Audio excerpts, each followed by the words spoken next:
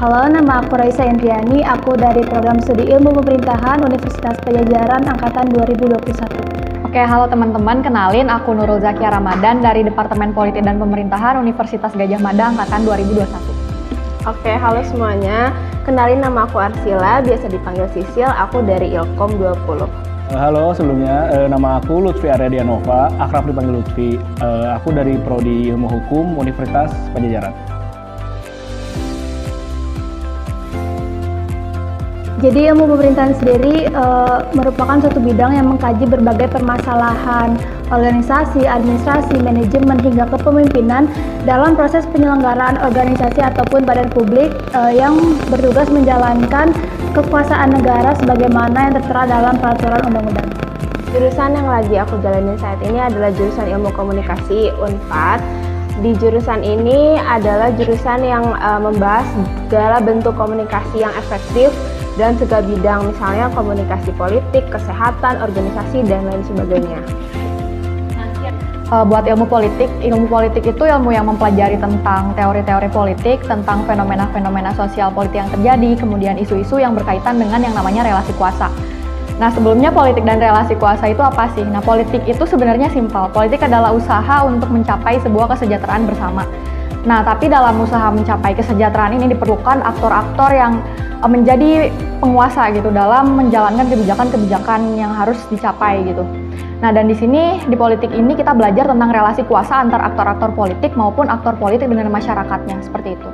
Aku sekarang ada di jurusan Fakultas Hukum. Fakultas Hukum sendiri berarti kita belajar tentang isu-isu hukum yang ada di Indonesia ataupun di dunia, ataupun sejarah-sejarah hukum di Indonesia tuh apa aja sih? Kurang lebihnya gitu sih.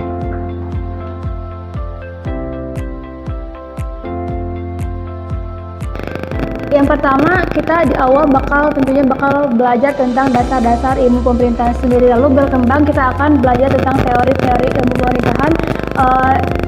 Jadi nanti teori-teori tersebut akan mengkaji atau menilai dari permasalahan yang ada di Indonesia. Lalu kita nantinya akan belajar tentang badan-badan di Indonesia seperti legislatif, eksekutif, dan yudikatif. Yang pastinya banyak banget ya. Dari mulai public speaking, yang tadi komunikasi antara organisasi, politik, kesehatan, kelompok, dan di sini juga kita belajar ngeriset keadaan sosial, misalnya lagi hype media sosial. Nah, kita di sini bakal ngebahas atau mencari tahu mengenai media sosial gitu. Gitu sih. Kalau dari aku yang baru semester 1 ini kemarin belajar tentang pengantar ilmu politik, kemudian ada HAM dan kewarganegaraan, ada pengantar ilmu ekonomi, kemudian ada sejarah sosial politik Indonesia, dan buat matkul yang jadi wajib fakultas itu ada ada pendidikan Pancasila. Nah, dan dari UGM sendiri karena politiknya disatukan dengan pemerintahan, itu ada juga pengantar studi pemerintahan. Dan untuk matkul-matkul di semester berikutnya aku paling tertarik sama politik identitas, kemudian ada populisme, dan ada juga bicara tentang tata kelola pemilu dan lain-lain. Kalau di jurusan ini, kalau untuk semester awal-awal, semester 1, kita belajar dari pengantarnya dulu, mulai dari pengantar hukum Indonesia, pengantar ilmu hukum, dan ilmu negara. Kalau untuk semester lanjutnya, lebih ke memperdalam dari apa yang udah kita pelajari di pengantar. Misalnya, udah mulai ada mata kuliah hukum pidana sendiri, hukum perdata sendiri, hukum tata negara sendiri, filsafat hukum sendiri, hukum Islam sendiri, hukum adat, terus ada logika hukum dan lain-lain yang berhubungan tentang hukum sih.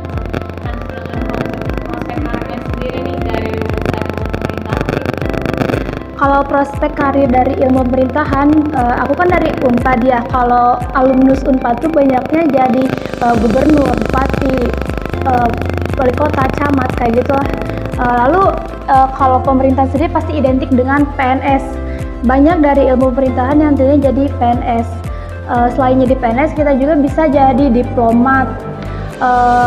Tapi selain instansi pemerintahan itu sendiri, alumnus ilmu pemerintahan itu bisa kerja di industri media seperti jurnalis, ataupun kita bisa jadi tenaga pendidik seperti dosen. Prospek karirnya sendiri cukup luas ya. Bisa jadi sosial media spesialis, bisa jadi content creator, social planner, bahkan bisa juga masuk ke dunia pemerintahan gitu. Cuman kalau dari sekarang sih banyaknya jadi sosial media spesialis yang dimana kita bakal nganalisis keadaan sosial media gitu. Nah, untuk di ranah politik ini ada 3 ranah besar yang jadi prospek karir utama ya. Yang pertama itu ada di ranah state atau ranah negara. Itu lulusan ilmu politik itu bisa jadi pemegang kebijakannya gitu, semacam di kementerian luar negeri atau kementerian dalam negeri, kemudian ada kementerian sosial dan lain-lain. Nah, kemudian yang kedua itu ada ranah intermediari atau penengah. Kita bisa jadi pengamat politik, bisa jadi konsultan politik, atau bisa juga jadi anggota-anggota partai politik. Nah, kemudian yang ketiga itu ada ranah society atau ranah masyarakat gitu. Nah, di ranah masyarakat ini kita bisa kerja di luar pemerintahan gitu. Jadi nggak cuma di pemerintahan aja untuk jurusan ilmu politik itu, ada juga di NGO atau non-governmental organization. Kita bisa kerja di semacam UNICEF atau organisasi-organisasi lain yang ada di luar pemerintahan gitu. Kalau prospek karir dari lulusan hukum sendiri tentu aja luas banget ya, karena bagaimanapun dari institusi pemerintah sendiri ataupun perusahaan swasta pastikan butuh orang yang ahli di bidang hukum. Jadi pastinya luas banget sih kalau dari hukum. Kalau menantang di jurusan ilmu pemerintahan Unpad itu nggak ada, kayak kita enjoy aja dari awal. Ospek itu pun sangat nyaman ya, nggak ada kayak marah-marahnya, pokoknya nggak ada yang menakutkannya sama sekali. Jadi kita sangat enjoy dari awal ospek sampai sekarang. Pengalaman yang paling menarik adalah kemarin waktu semester 3 lagi ngejalanin mini riset gitu, dimana kita nyebarin survei ke orang-orang secara individu, dan itu beneran cukup effort dan cukup stres ya untuk ngejalaninnya. Tapi ketika semuanya udah beres, artikelnya udah jadi, ada rasa bangga terhadap diri sendiri gitu. Jadi kayak ada self rewardnya untuk diri sendiri ketika artikel itu udah muncul gitu. Kalau pengalaman yang paling menarik sih buat aku yang masih online, pernah didatengin dosen-dosen tamu kayak Pak Pratikno itu yang merupakan Menteri Sekretaris Negara, kemudian ada juga dari ajudan-ajudan presiden semacam itu. Nah, kalau misalnya buat pengalaman offline karena aku belum ngalamin, jadi mungkin belum ada ya, tapi dari cerita teman-teman aku yang udah pada offline di sana, itu mereka udah sering ikut aksi nyata gitu. Jadi mereka turun ke jalan, ikut aksi demonstrasi untuk menunjukkan suara gitu, menunjukkan aspirasi mereka terhadap pemerintah. Seperti itu. Kalau pengalaman yang paling menarik, kalau aku sendiri baru mengalami kuliah di rumah, jadi itu udah menarik banget sih. Kalau dari kakak kelas kan, yang jelas teman-teman yang di hukum itu seru banget.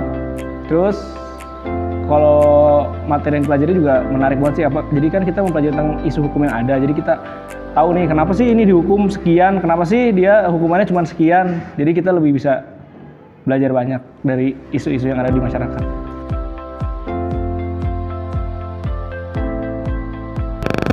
Untuk tips buat adik-adik semua yang bakal masuk ilmu pemerintahan, yang pertama tentunya kalian harus belajar ya buat bisa masuk ke ilmu pemerintahan. Terus nantinya ketika kalian sudah berhasil menjadi mahasiswa ilmu pemerintahan, kamu harus mengikuti isu-isu politik di Indonesia. Soalnya kebanyakan dosen ilmu pemerintahan itu bakal nanya ke kita sebagai mahasiswa, bagaimana nih kamu menyikapi isu politik yang sedang terjadi.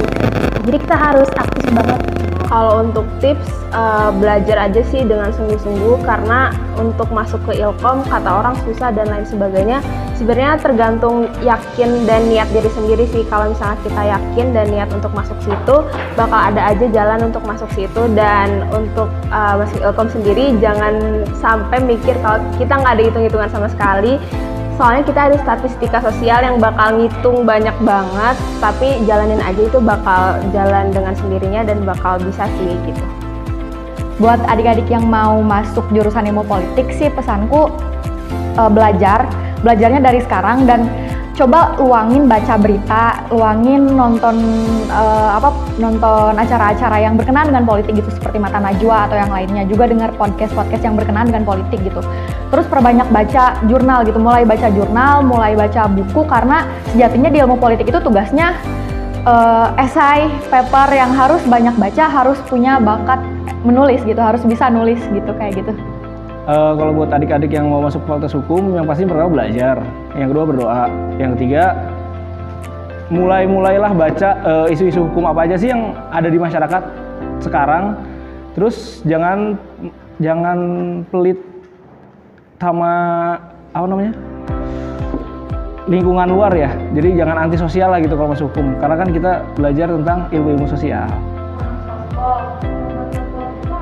Rumpun sosial politik itu pastinya berbicara tentang masyarakat, tentang relasi dengan penguasa dan masyarakat di sebuah negara, dan pastinya berbicara tentang kebijakan-kebijakan yang ada di sebuah negara gitu terhadap suatu masyarakat.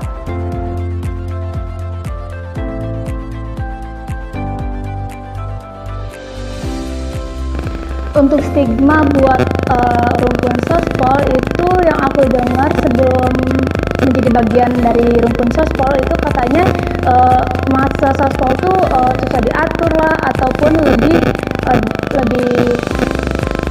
nakal daripada rumpun lainnya seperti rumpun kesehatan. Karena kita kan jelas ya, kalau rumpun kesehatan kan mungkin mereka lebih aware terhadap dirinya sendiri. Kalau misalnya dari rumpun sospol mungkin kelihatannya mereka terlalu aktif. Kenyataannya mereka memang kayak gitu, tapi mereka juga bisa menempatkan posisi ketika situasi sedang serius ya mereka serius gitu.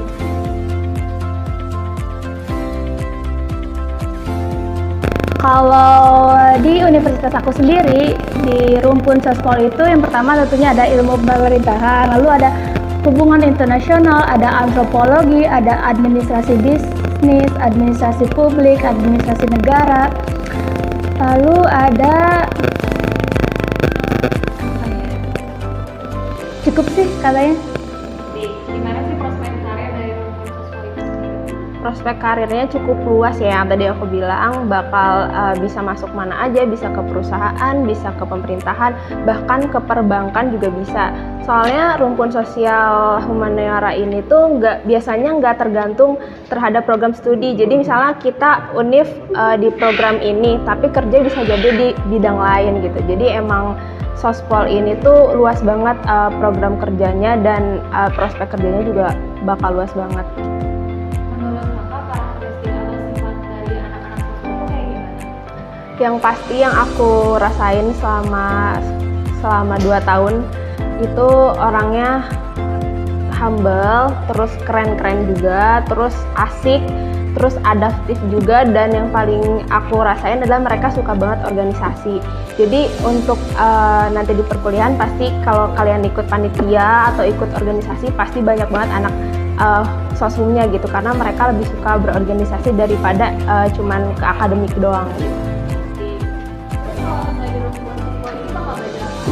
Kalau di rumpun sospol, dari namanya itu sosial politik, berarti kita belajar tentang kehidupan sosial, terus ada tentang tipis-tipis lah bahas-bahas politik, tentang negara kita biar kedepannya lebih bagus gitu.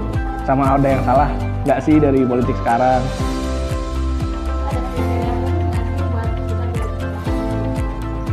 Kalau buat rumpun sospol sendiri, kriteria khususnya jangan jadi orang yang antisosial, itu aja sih.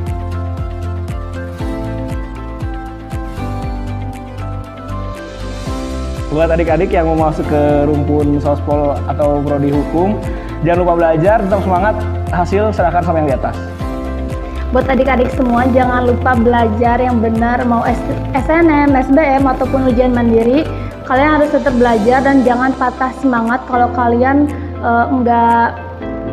nggak sesuai harapan dan nggak keterima di jurusan yang kalian pengen, karena pasti ada rezeki lain yang bakal datang ke kalian. Oke, untuk adik-adik semua semangat, jangan pantang menyerah, karena kalian pasti bisa untuk masuk ke univ dan program studi yang kalian inginkan. Oke, terima kasih.